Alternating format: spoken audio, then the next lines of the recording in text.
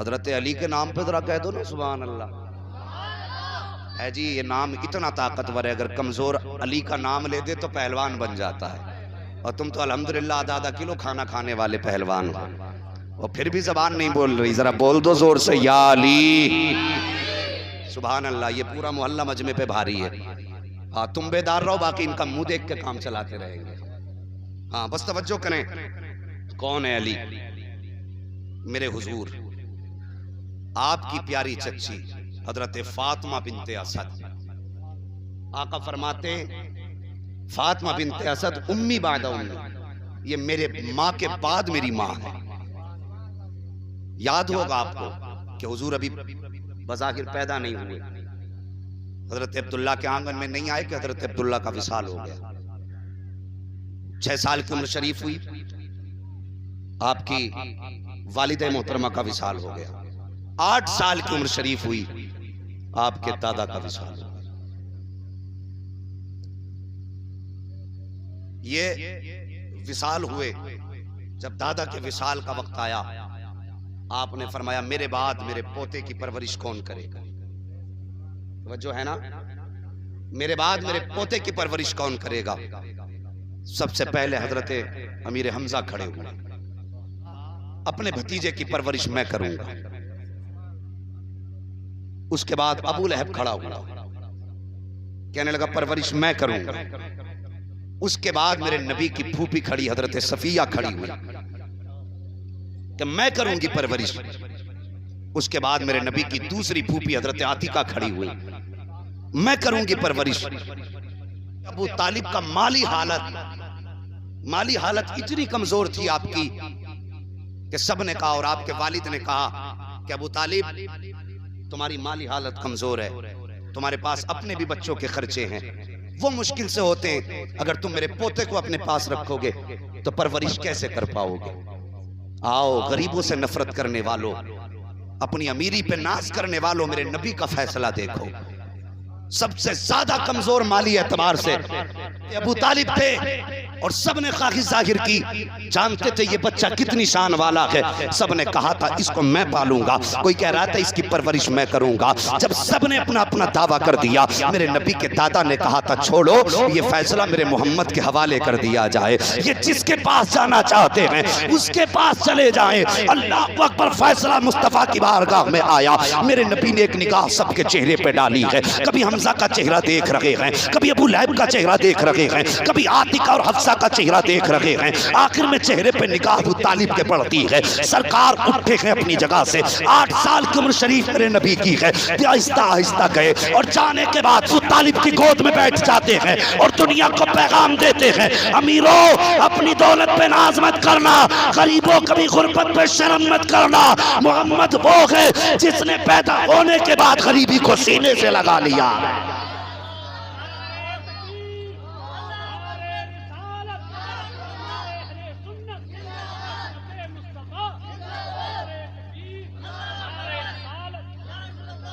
जी भूख तो लगी होगी ना आपको, मुझे तो मालूम है 1:12 बजने वाले हैं। अगर भूख इतनी लगी है कि नहीं बोल सकते तो फिर कुछ ना कुछ इंतजाम इंशाल्लाह जल्दी करा दिया जाए।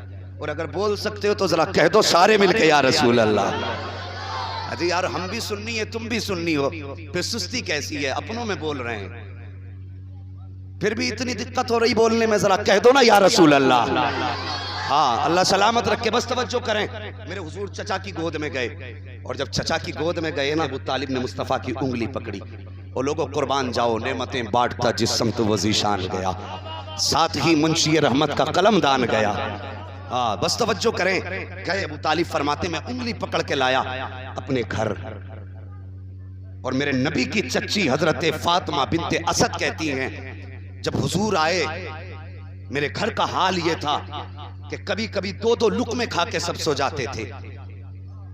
फरमाती हुजूर से पहले ना हमारा पेट भरता था ना बच्चों का पेट भरता था,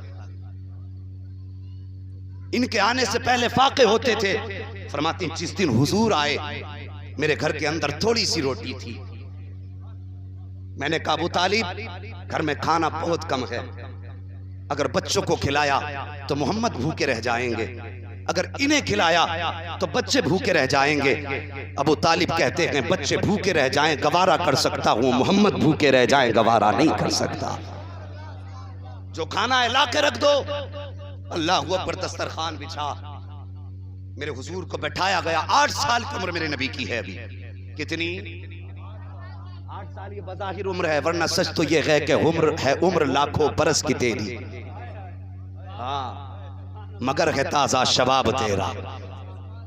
तवज्जो करें, मेरे नबी की शान देखें। फरमाती दस्तरखान पे बैठाया, कुछ रोटियां रखी थी। जब हुजूर को ला करके बैठाया गया, मेरे नबी ने खाने की तरफ देखा, निगाह उठाई। जब चचा के चेहरे की तरफ निगाह उठाई, चचा ने गर्दन झुका दी। फिर अपनी चच्ची की जानिब मेरे हुजूर ने गर्दन उठाई है, उन्होंने भी गर्दन झुका ली है, कहीं हमसे खाने को न कह दिया जाए। जब बच्चों का मामला आया तो उन्होंने बच्चों को पीछे छुपा लिया था, कहीं बच्चों को न बुला लिया जाए। अगर बच्चे आ गए तो मोहम्मद का पेट नहीं भर पाएगा। लेकिन कुर्बान जाओ मेरे नबी की शान सखावत पर। शान तो ये है कि मालिक के कौनैन के गोपास कुछ रखते नहीं, तो जहां की नेमतें हैं उनके खाली हाथ में। हुजूर फरमाते हैं चचा क्यों नहीं बैठते हो, चची तुम क्यों नहीं आती हो, और मेरे भाई और बहन कहाँ है। अल्लाह अकबर, इतनी बात मेरे नबी ने कही है। अबू तालिब कहते हैं हमारी गर्दनें झुक गई, आंख में आंसू आ गए। ख्याल आ रहा था अगर हमने ये कह दिया बेटे खाना इतना है तो फिर ये कहेंगे लेकर के क्यों आए थे। अगर ये कहते कि इतना हमारे घर में वुसअत नहीं है कि सब खा सकें तो फिर शायद हमें ये आने का ताना दे दे।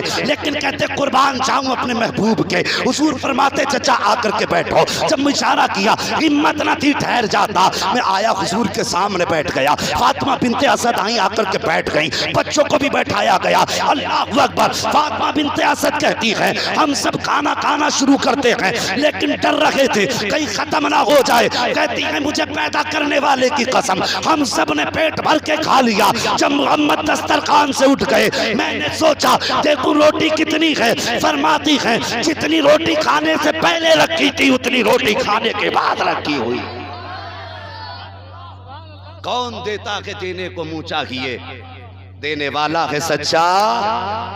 ओ यार बोल दो, तुम पे सदके जाएं यार, बोलो तो जरा सुभान अल्लाह। है यहाँ पे नजर नहीं लगती है बोलने वाले। और अगर मेहमानी के ये ज़ाब्ते में है, घर वालों ने भेजा हो बेटे कहीं जाके ज्यादा बोलना मत, तो चुप बैठो। लेकिन जब जाके कहोगे अम्मी तेरी बात इतनी मानी के जलसे में भी नहीं बोल के आया, तो माँ कहेगी बेटे दूध का उल्टा ही असर कर दिया क्या है जी। कभी कभी बोलना भी अच्छा होता है। बोल दो जरा सुभान अल्लाह। अल्लाह भला करे। ये मैं अपने नाम पे नहीं, उसके नाम पे बुलवा रहा हूं जिसके नाम पे लंगर खाते हैं, जिसके नाम के टुकड़े तोड़ रखे हैं हम।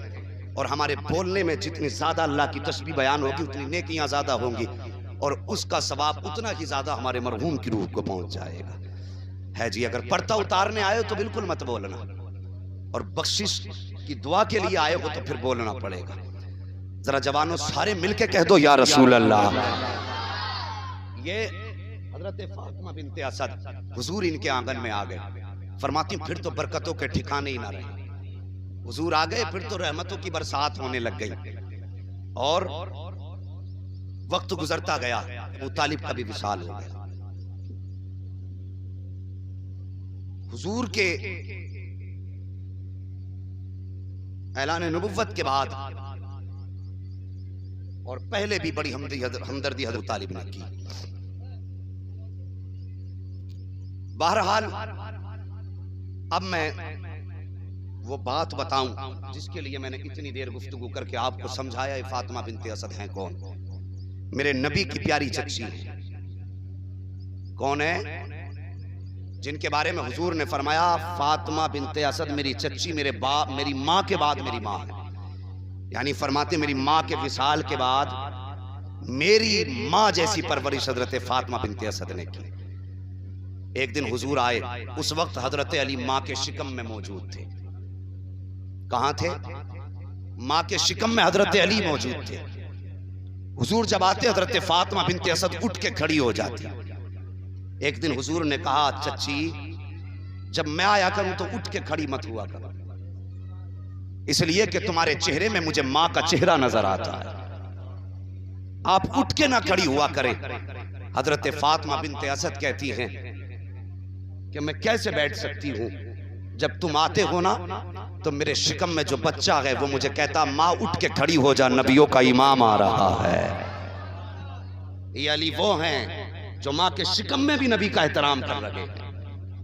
माँ उठ के खड़ी हो जा कि नबियों के इमाम आ रहे हैं। कहती हुजूर मेरे पेट में जो बच्चा है वो मुझे बैठने नहीं देता है, वो मुझसे कहता माँ उठ के खड़ी हो जा, मेरा महबूब आ रहा है। अल्लाह अकबर। उठाइए तारीख, कौन है ज़हरा के शौहर, कौन है हसनैन के बाबा, कभी इन्हें पढ़ने की भी कोशिश करो। साकिब आ रहा है मुहर्रम का महीना, खिचड़े खाएंगे भूल जाएंगे कौन है अली, कुछ दिन नारे लगाएंगे भूल जाएंगे कौन है अहले बैत अतहार। जरा गौर कीजिएगा प्यारे, हजरत फातिमा बिनते असद मेरे नबी के साथ हरम शरीफ में तवाफ फरमा रही हैं। तवाफ के बीच में मेरे नबी ने अचानक मुड़ के पीछे की तरफ देखा तो आपकी चच्ची का चेहरा सुर्ख हो चुका था। हुजूर ने चच्ची के चेहरे पे निगाह डाली, फरमाते चच्ची क्या कोई परेशानी है, क्या कोई वजह है जिसकी वजह से चेहरा सुर्ख हो गया है। तब हजरत फातिमा बिनते असद ने कहा था, या रसूल अल्लाह, लगता है बच्चे की विलादत का वक्त करीब आ गया है। मेरे नबी फरमाते हैं चच्ची फिर तवाफ के चक्कर जल्दी जल्दी लगा लो। हजरत फातिमा बिनते असद ने कहा था, या रसूल अल्लाह,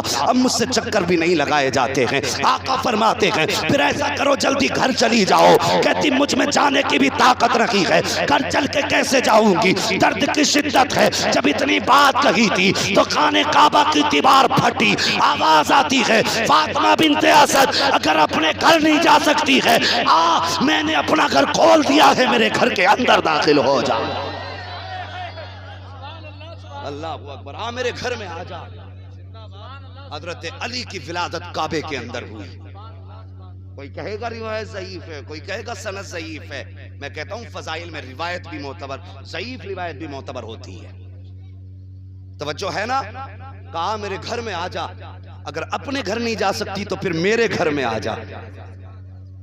और वो सबको याद होगा हजरत ईसा इब्ने मरियम, हजरत जिब्रील ने फूंक मारी, हजरत ईसा माँ के शिकम में आ गए। विलादत का वक्त आया तो आप कहाँ थी? बैतुल मुकद्दस में थी। रब ने हुक्म दिया मरियम बैतुल मुकद्दस से बाहर आ जाओ। काबा भी मस्जिद है, बैतुल मुकद्दस भी मस्जिद है। फर्क देखिए, जब हजरत ईसा की अम्मी बच्चे के विलादत के वक्त हरम उस मस्जिद अक्सा में थी, हुक्म हुआ बाहर निकलो। और जब हजरत अली की विलादत का वक्त आया तो हजरत अली की वालिदा हजरत फातिमा बिनते असद काबे के बाहर थी। हुक्म हुआ अंदर आ जाओ। कोई ये न समझे कि माज़ अल्लाह इस रिवायत से हजरत अली हजरत ईसा से रुतबे में आला हो गए, मर्तबे में बुलंद हो गए।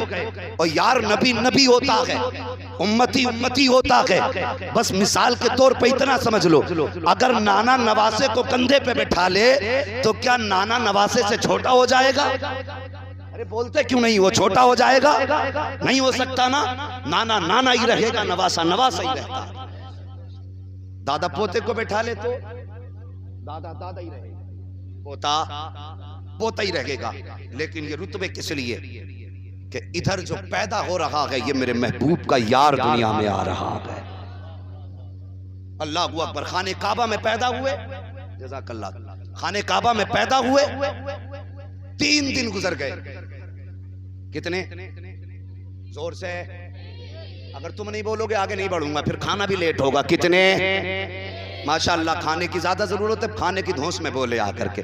अच्छी धमकी है, यही दे लिया करेंगे। बोल तो जरा या रसूल अल्लाह। कितने 3 दिन गुजर गए? कितने दिन? 3 दिन गुजर गए। 3 दिन के बाद हुजूर तशरीफ लाए अपने चची के घर, हजरत फातिमा बिनते असद के पास। आके कहने लगे, चची लाओ अपना शहजादा मेरी गोद में दे दो।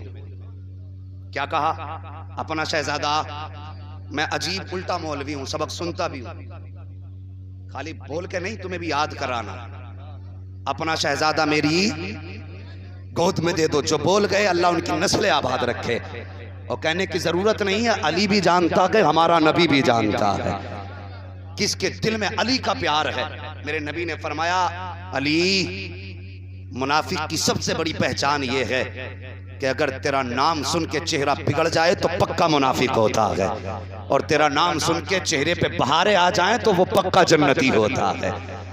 हाँ, हम पलटते नहीं बेजान किताबों के वरक, हम वो पढ़ते हैं जो चेहरों पे लिखा होता है। हाँ, अगर बोझ समझ रहे हो ना तो मैं महराज भाई के कहने पे आया हूं यहां तक।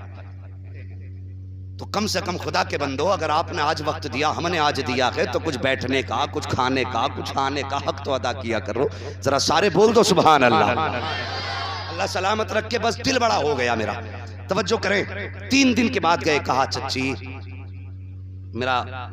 मेरी गोद में अपना शहजादा दे दो। इतनी बात सुनी ना हजरत फातिमा बिनते असद रोने लगी।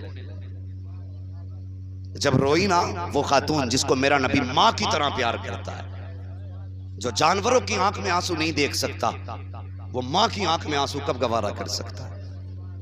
मेरे नबी ने फरमाया चच्ची अल्लाह ने बेटा दिया है, ये रोने की कौन सी वजह है, क्यों रोई है? इतनी बात मेरे नबी ने कही है।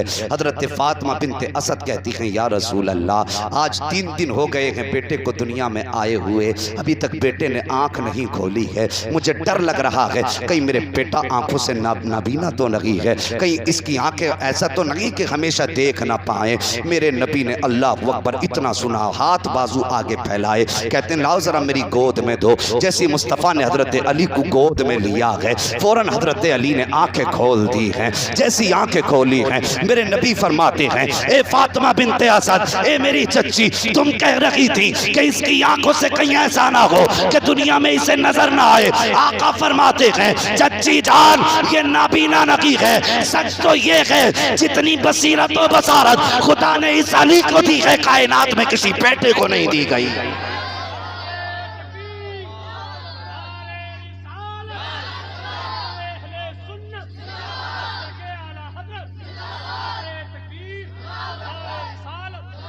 अल्लाहु अकबर, ये मेरे मौला अली हैं। सोचो पैदा कहाँ हुए? सारे बोलो अल्लाह सलामत रखे। याद है ना बात? कहाँ पैदा हुए? काबे में। हम लोग यहां से 3 लाख खर्च करके जाते हैं काबा देखने के लिए। कितना खर्च करते? 3 लाख काबा देखने के लिए।